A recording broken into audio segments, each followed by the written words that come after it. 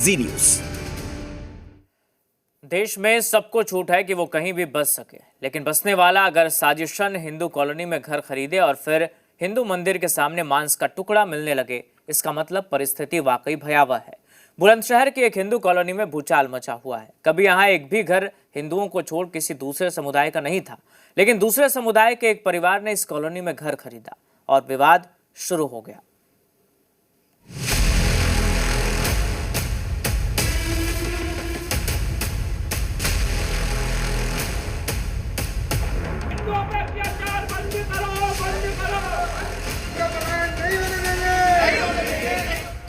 गिनते जाइए, कैमरे में दर्ज मकान बिकाऊ है कि ये पोस्टर। 1, 2, 3, 4, 5, 6 या 7 नहीं, पूरे मोहल्ले के मकानों पर चस्पा है ऐसे पोस्टर।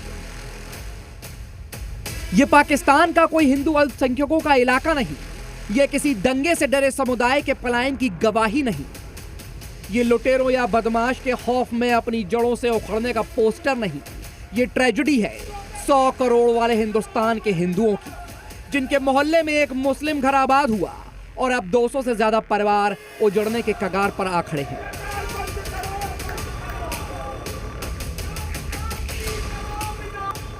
चौंकाने वाली बात ये योगी के सूबे के शहर बुलंदशहर की तस्वीर है।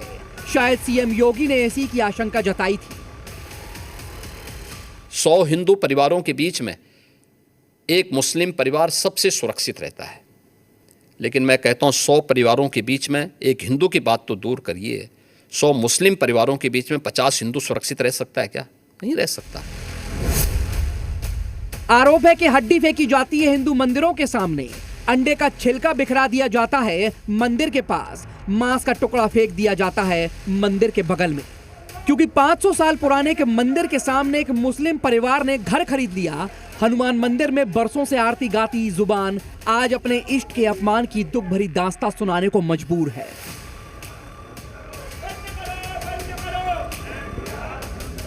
यहाँ पे बहुत समय से कम से कम लगभग 400-500 साल से हिंदू समुदाय ही रहता आया है। अब स्थिति ऐसी बनती आ रही है, कुछ लोग असामाजिक तत्व यहाँ पे आके जबरन मकान खरीदने का प्रयास कर रहे हैं, पृथक प्रयास।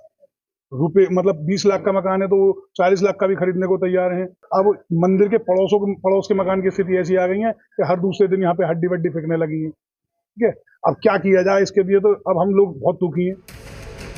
घर बेचने वाले हिंदुओं की ये मजबूर गली बुलंदशहर के खुर्जा कोतवाली इलाके की है, जहां हर घर पर लगे ये पोस्टर बताते हैं यहां रहने वाले हिंदू समुदाय के लोग कितने परेशान हैं। पुलिस का कहना है कि ये 2-3 लोगों के बीच का विवाद है, लेकिन कैमरा कभी झूठ नहीं बोलता।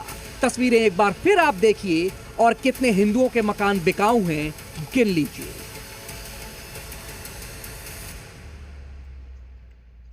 यहाँ स्थिति बहुत भयंकर होती जा रही है।